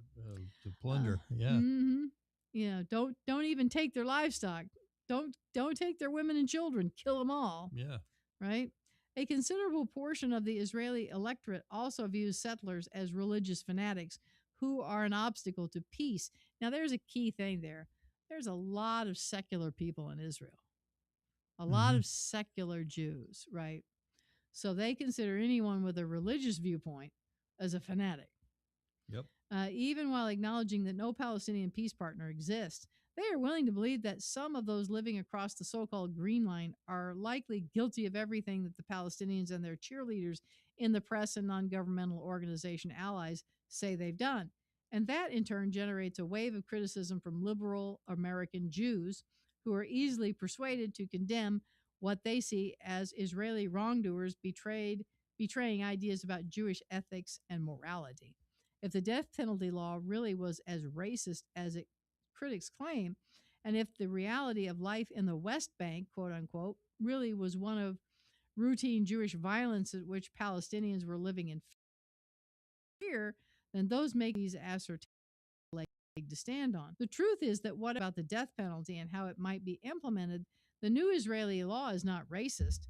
It is a reasonable, if debatable, attempt to deal with a real problem. Mm-hmm. At the same time, see here again, we've got the situation. Nobody wants anybody held accountable for the wrong that they do. Exactly. Yep. Even these leftist Jews don't want these people, these Palestinians, held accountable for the violence they've committed. Right. At the same time, the narrative about settler violence isn't merely false, but also a bizarre inversion of reality. It is the Jews who live in the territories who are the victims of a daily tsunami of often murderous Palestinian violence. Indeed, most of the incidents in which such residents are supposedly engaged in thuggish behavior are either acts of self-defense against Arab attacks or Palestinian information operations designed to falsely claim ownership over land to which they have no right. And yet the Palestinian terror campaign being waged against Jews living in the territories is ignored by both the secular and Jewish media. Jewish groups, including some that are otherwise supportive of Israel, blindly accept the claims of biased observers like the United Nations, Office for the Coordination of Humanitarian Affairs, or far left-wing Jewish groups like the Beta Salem, which are the sources for most of the allegations of settler violence. As Lyle Leibowitz wrote in Tablet, Why They Lie About Jewish Terrorists, and Gadi Taub detailed in The Settler Violence Myth, the assertions that thuggish extremist Jews have been allowed by the Israeli government to run riot in Judea and Samaria are simply false. Not every claim of Jewish misconduct against Palestinians is necessarily untrue. Supporters of Israel don't have to apologize for the fact that a few people out of the Jewish population of several 100,000 residents of the territories might be guilty of illegal behavior. But as Leibowitz and Taub make clear, the assertions that the settlers are engaged in an indiscriminate and unprovoked campaign of violence against Arabs is out and out wrong. An epidemic of Palestinian terror, it says here, breaking down the incidents cited as definitive proof of misconduct. The assumptions about settler violence are easily exploded. Most of these alleged crimes turn out to be the opposite of what is often asserted. Rather than Jews seeking to intimidate Arabs, most recorded instances of Jewish violence turned out to be cases of the so called settlers defending themselves against rock throwing or worse.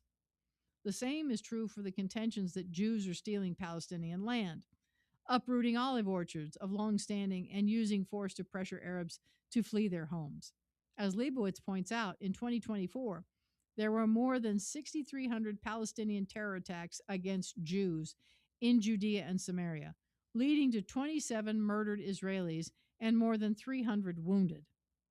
We don't hear about this in the media, do we? No, we don't. The deadly trend continued last year, too, with 5,051 attacks by Palestinians, during which 24 Israelis were murdered and 400 wounded. Those included 458 attacks with Molotov cocktails, 655 attempts to blind drivers with laser pointers, 286 explosive charges, and 19 terrorist shooting assaults.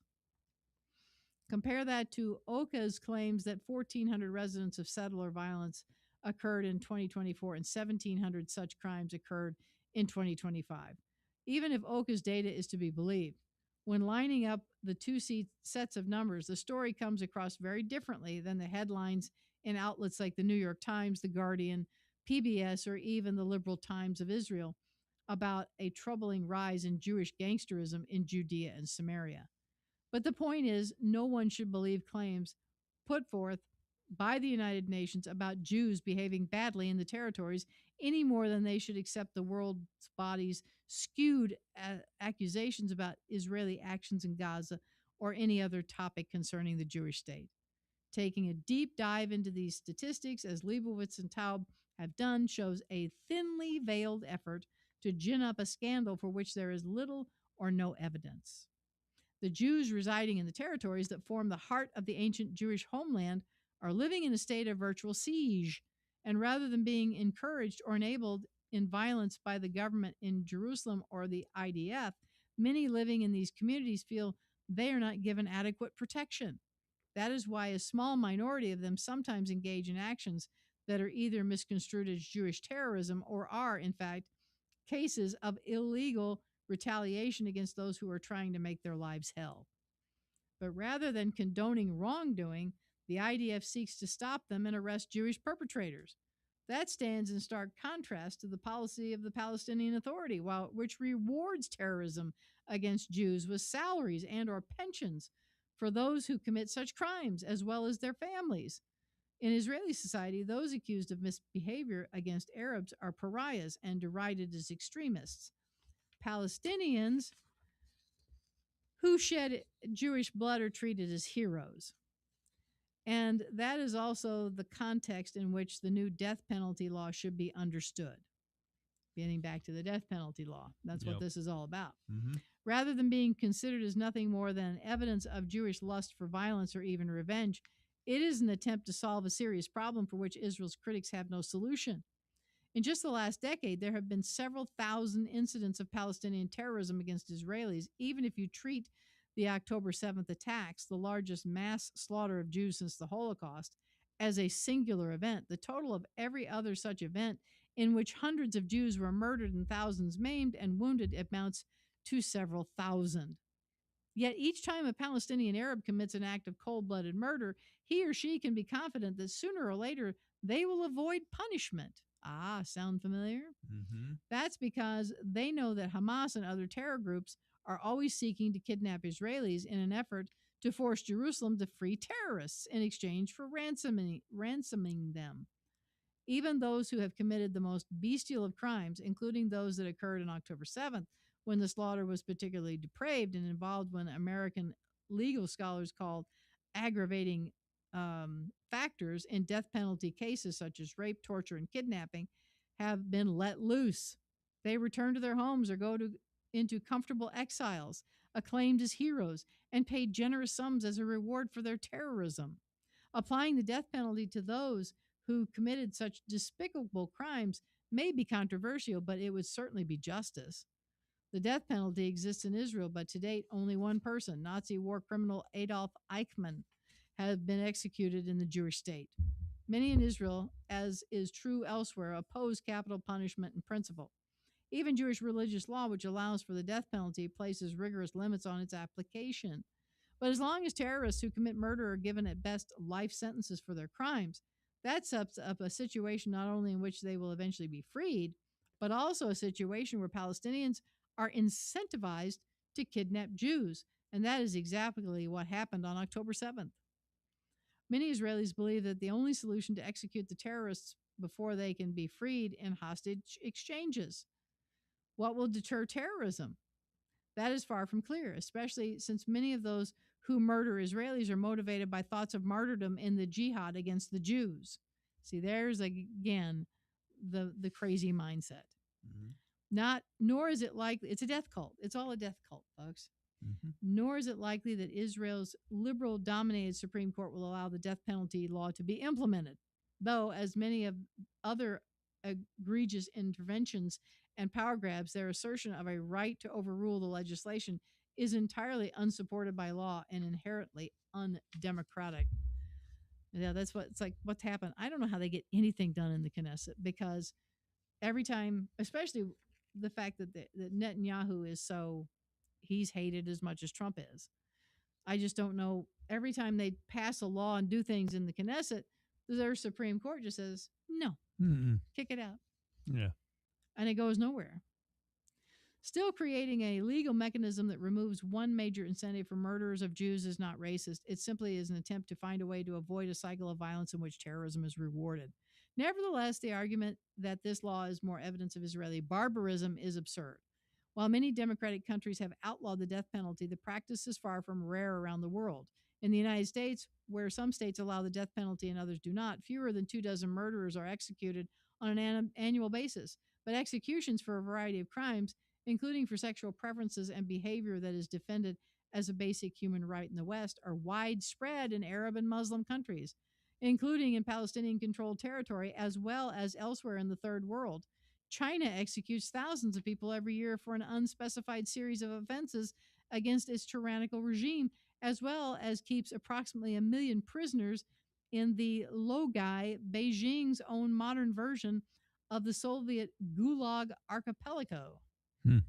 Seen in that context, Israel's efforts to deter a wave of terrorist murderers against its citizens ought not to be considered an outrage or even controversial. So why are mainstream and even liberal Jewish news outlets treating the death penalty law, as well as often distorted, if not outright false reports about an epidemic of settler violence, as a major issue? And why are they doing this while also refusing to cover the far larger incidents of Palestinian and Islamic terrorism against Israelis in Judea and Samaria? The answer is simple. It's part of the general ideological assault on Israel and Jewish rights that has its roots in Soviet disinformation. Well, we've been hearing a lot about that lately, haven't we? Soviet disinformation. They were saying that the Soviets are the ones that gave all of this way to do this to the Iranians and all of these Arab nations. So they were the ones that were doing all of it. It has been amplified and weaponized by woke ideological advocates of toxic ideas like critical race theory, intersectionality, and settler colonialism that treat Israelis and Jews as white oppressors of Palestinian people of color. Since when were Jews considered white? In this information, the former are always in the wrong no matter what they do, and the latter are always victims, regardless of their commitment to terrorist violence in their genocidal war against the Jewish state. Well, we are. We are victims. All of us. Seen in that light, people of good faith and conscience ought not to be duped into believing this false narrative about Israeli violence and moral equivalence to Palestinian crimes. It's not just based on out-of-context reasoning and unreliable statistics. The claims about the death penalty and the settlers are rooted in anti-Semitic tropes and false arguments. To lend them credibility isn't an example of principle, whether on the part of Jews or others. It's evidence of either bad judgment or bad faith. And this is, of course, the opinion piece by Jonathan S. Tobin. He's the editor-in-chief of the Jewish News Syndicate. So, again, the parallels between the United States and Israel are amazing. Yep, they're uncanny. Uncanny. Yep. I mean, and even Trump and Netanyahu. I Mhm. mean, Netanyahu is always in the hot seat, and so is Trump. Yep. You know, everybody's, oh, we got to kick him out of office. We got to kick him out of office, both of them. Yep. So, One shining spot. Hasn't this gentleman been amazing? He is the astronaut Victor Glover, and that's been up in space right now, and he has proclaimed the greatest commandment from space. So he's been a bright spot. So he is the pilot of spacecraft integrity of NASA's Artemis 2 mission, and he proclaimed the greatest commandment from space. awesome. The crew of Integrity had just made history at 1:56 p.m. Eastern Daylight Time on April 6th, surpassing the farthest distance any humans have ever traveled from Earth. NASA astronauts Reed Wiseman, Victor Glover, Christina Koch, and a Canadian Space Agency astronaut Jeremy Hansen bested Apollo 13's previous record of traveling 248,655 miles from Earth. The Integrity crew broke that record, set in 1970 by over 4,000 miles. They traveled 252,756 miles away from our pale blue dot. To commemorate the occasion, the crew proposed names for 2 craters on the moon, one after their spacecraft Integrity and one after Commander Wiseman's late wife Carol, who passed away in 2020 after a 5-year battle with cancer. Hansen, serving as mission specialist, proposed the names to Houston. "It's a bright spot on the moon," Hansen said as his voice broke, "and we would like to call it Carol."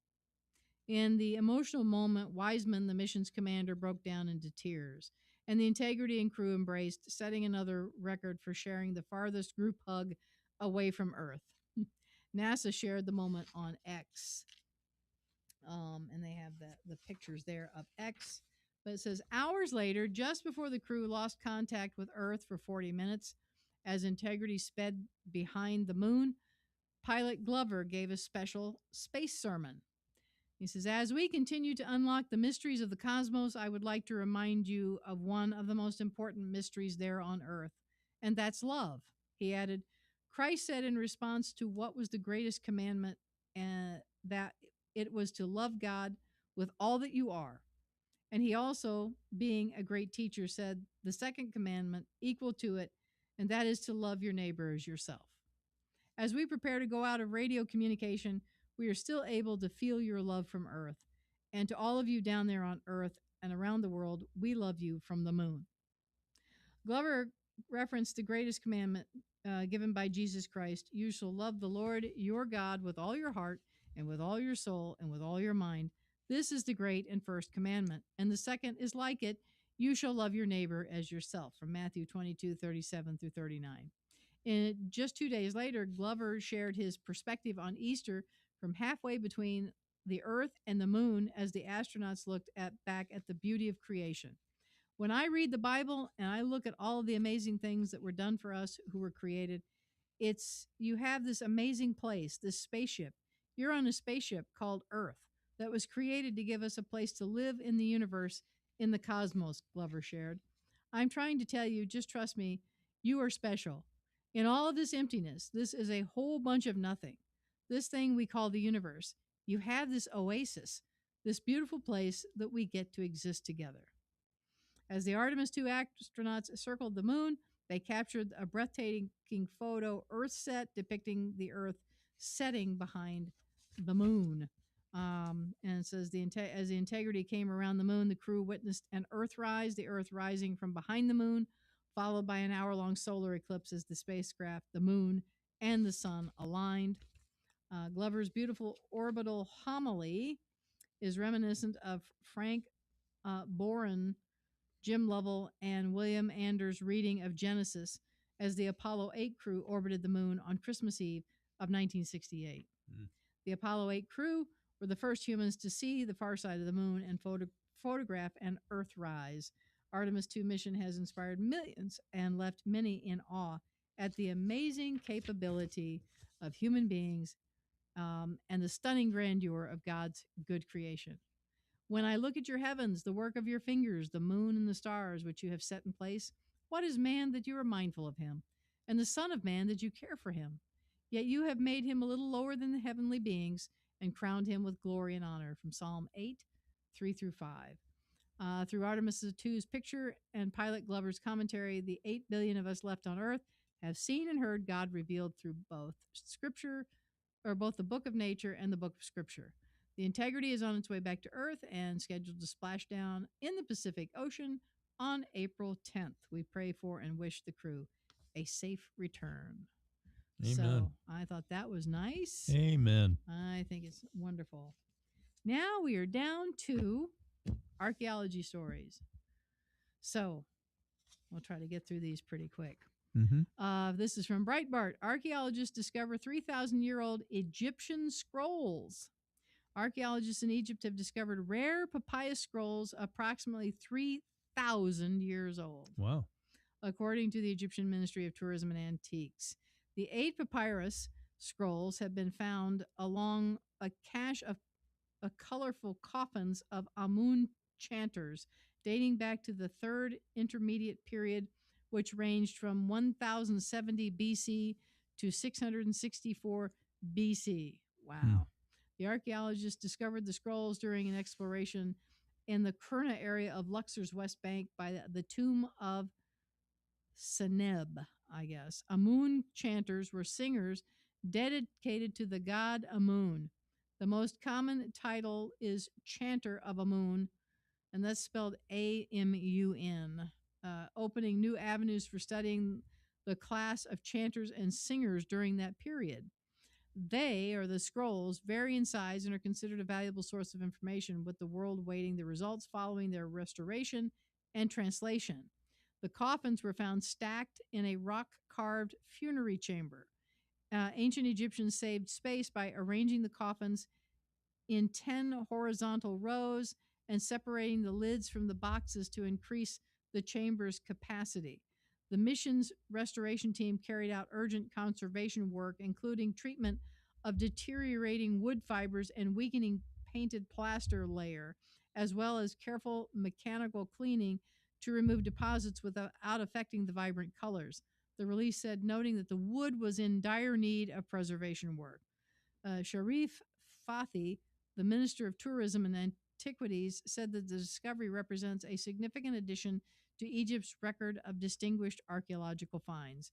It reflects the full and ongoing support provided by the Egyptian state for archaeological research as part of a comprehensive strategy to preserve cultural heritage and highlight its civilization and human value, he added. It is for tourism dollars. That's what that's for. Because Egypt, of course, God promised they would never return to their, splendor, and they haven't. So they have a struggling economy to keep themselves afloat. And they have a picture here of the Mediterranean Sea. They have, and from the Jerusalem Post, discovery off Israel's coast reveals the earliest known 2,600-year-old shipment of raw iron. IRON, iron. Mm-hmm. Researchers from the University of Haifa said Wednesday that an underwater excavation off Israel's North Mediterranean coast uncovered what they described as the earliest known cargo of raw iron transported by ship dating back around 2,600 years, Xinhua reported. The discovery was made in an ancient shipwreck in the Dor Lagoon near the Carmel coast, where archaeologists recovered 9 pieces of unprocessed iron known as bloom. According to the university, the find provides direct evidence of how iron was transported in its earliest commercial stages. The material was preserved in its original form, having solidified directly in a smelting furnace without undergoing forging or further refinement. Researchers said that this distinguishes the cargo from later iron artifacts that typically show signs of shaping or tool making. Unlike copper and bronze, which could be melted into liquid form in ancient production processes, iron was heated with charcoal to produce a solid, porous mass. That mass was generally hammered to remove impurities and create denser material suitable for tools and implements. The recovered blooms showed no indication of that secondary processing stage, suggesting that they were transported immediately after production. So they were going to take them someplace and bang on them there to shape them, right? Mm-hmm. To determine the age and condition of the cargo, researchers conducted microscopic and chemical analyses. Radiocarbon dating was also carried out on charred wood embedded in one of the pieces, helping confirm the timeline of shipment. The findings were published in the Journal of Heritage Science. Researchers said cargo indicates that iron was being removed in raw form from production sites to other locations for further processing, pointing to a level of specialization in ancient manufacturing and trade works in the Mediterranean.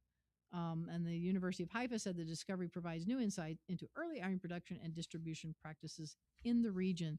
They were trading even blooms of iron Awesome. at that point. And last archaeological story here from the Jerusalem Post. There's a little map here about this. Evidence of lost baptismal rite stage uncovered in Byzantine area church near the Kinneret. Now, they, of course, over there call it the Kinneret. We call it the Sea of Galilee, Mm-hmm. but it's the Kinneret. So it says a marble rock with 3 half-sphere depressions. That's this marble piece here with Mm-hmm. little 3 spheres in it, depressions, little half moons, right? Were found inside a baptismal font, thought to possibly point to a lost stage of early Christian baptismal rites, and it was found in the ancient city of Hippos, not far from the Kinneret, according to the recent study. The artifact, unlike anything previously documented in archaeological record, was discovered during excavations focused on a newly unearthed ceremonial hall annexed to the south of Hippos Cathedral. Inside, archaeologists found a partially preserved room housing a baptismal font and several other liturgical objects. Only after careful research did we realize how unique they are for understanding Christian ritual practices in the cradle of Christianity by the Sea of Galilee, said Dr. Michael Eisenberg of the Zinman Institute of Archaeology and Haifa University, one of the leaders of the excavation. Currently, researchers' leading theory regarding the artifact's use is that it was meant to hold 3 different oils used during the threefold baptismal immersion ceremony, rather than the 2 anointings in the pre and post baptism. Evidence further suggests that the ceremonial hall was constructed after 591 Common Era and later destroyed during an earthquake in 749 Common Era, which buried the artifacts beneath heavy rubble, leading to their preservation. Yeah, they had lots of earthquakes there. Mm-hmm. You can tell when you go through all the ruins and you see you'll see, well, it's like, why is the floor wavy? Well, that was the result of the earthquake. Now, the tiles, a lot of the beautiful tile work still stuck to it, which prompted Chuck to ask the question, what kind of plaster were they using? Yeah. Yep. He thought that was amazing. It's still stuck That's after right. thousands of years, right? At least hundreds, right? Additional discoveries made at site included a bronze candelabrum and marble reliquary, both the largest of their kind to ever be found in Israel. Hippos was the only Christian city around the Kinneret during the Byzantine Age, controlling a broad swath of territory, including the southern Golan and the Kinneret's eastern shore, an area Christian tradition associates with the ministry of Jesus. As such, the Cathedral of Hippos, one of approximately 7 churches to have operated within the city at the time, became the most prominent ecclesiastical place of worship in the region. It is also the only known church to have had 2 designated halls, or photosterion, or hall of illusion, with baptismal fonts. The photosterion, it's hard to say that word. Photosterion, previously excavated at the site, is the largest known among Byzantine churches in Israel. According to researchers, the larger hall was used primarily for adult baptisms, while the second recently discovered hall was used for the baptisms of infants and children. Baptism was one of the central rites of Christian communal life and gradually took shape during the Byzantine period, Eisenberg concluded. In different regions, distinct liturgical traditions developed, many of which are not documented in written records. This find offers a rare glimpse into how the baptismal rite was shaped and practiced in the Byzantine Christian community of Hippos. And of course, the complete findings were published by Dr. Michael Eisenberg and Dr. Arleta Kawaluska in early March edition of the Palestine Exploration Quarterly. So, still doing archaeology over there, despite bombs falling. I don't know what you do if you're out there digging and all of a sudden the sirens go off. It's like you're just kind of exposed, aren't you? Yeah, you're just kind of out there. So it's like, it's like maybe this will be far enough away. It'll just Yeah, dig because something up for me. they don't. I mean, if they're gonna go land in an area that's like there's nothing around, which was probably where they'd be digging, they really don't send the beam or the dome after it. It's just they let it fall. So it's like you're out there trying to dig around. That's kind of dangerous territory there, I think. Have your hard hat. Yep, have something. So, well, I hope that you have enjoyed what we brought you this week. It's been kind of a strange and crazy week for me again, but we had lots going on last week with teachings and Passover and getting ready for all of that. And I made a fast trip down to Tennessee to see my granddaughters, and then back here and trying to get my kitty back in. He doesn't like it when I'm gone for any extended period of time, so get him back in his routine. So it's he wasn't out of it too bad. No, he was all right. He forgave me for most. But yeah, I didn't stay overnight, so if I stay away for too many days, it's like, oh, he's happy when I come home, but he's like, I'm so mad, I'm going to go outside and stay out there and pout. yeah, I'm going to have my back to you the whole time. Yeah, so, but anyway, they're cute, those little ones, little fuzzy ones. So, like I said, I hope you enjoyed the program that came your way today. And if you want to help keep this program coming your way, Jim will tell you how. If you'd like to make a donation, you can send it through the mail to Truth in Life Today, 1301 Enterprise Way, Suite 63, Marion, Illinois, 62959. That's Truth in Life Today, 1301 Enterprise Way, Suite 63, Marion, Illinois, 62959. And in your envelope, stick a little note in there and tell us how you'd like your donation to be used. So we come to you every week through Twitch, Rumble, and YouTube. And so tell your friends. If you're enjoying the program, pass it along, share it, if you can. We always are here 7 p.m. Central Time on Thursday evenings live, but you can catch us if you miss us at that time. It's posted there on Rumble and YouTube. And Twitch. It's not posted on Twitch. I haven't figured that out yet, but I'm gonna. You're gonna figure that out. Yeah. But anyway, so we and tomorrow evening, of course, we will be back for Shabbat. Can you believe it? It's been a week since we celebrated Passover. My goodness, time is just speeding along. And we just got the pieces put back together tonight. Last pieces. Yep. So tune in then, and then of course we'll be back next week, same time, same place. So until we see you again, shalom.